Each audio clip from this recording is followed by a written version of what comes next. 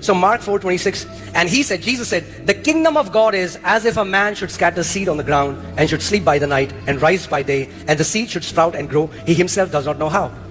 मरकुस 4:26 वचन कहता है, फिर उसने कहा, परमेश्वर का राज्य ऐसा है जैसे कोई मनुष्य भूमि पर बीज छीटे और रात को सोए और दिन को जागे, और वह बीज ऐसे उगे और बढ़े कि वह भी नहीं जानता. Okay, so कहां हो आप? किंगडम में. किंगडम में यीशु मसीह बता रहा है, ये सिद्धांत है कि the kingdom is as if a man or God. हाँ?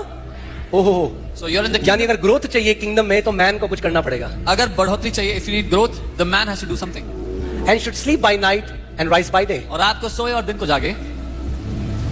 If you're in the kingdom, अगर आप राज्य में हो, you don't have to have sleepless nights. तो बिना सोए रातें गुजारनी नहीं पड़ेंगी. Okay? प्रभु कह रहा है बीज छिड़को, God is saying, scatter seed और रात को मस्त सो. and sleep peacefully. है आपकी बाइबल में? Is it in your Bible? देख लो, चेक कर लो, कहीं पता चला हमने अलग डाल दिया कुछ. Check once, maybe we put something different.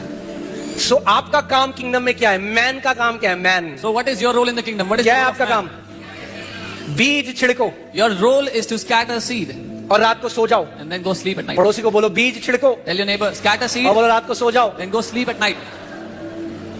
Okay? और दिन को उठ भी जाओ. And then wake up in the morning.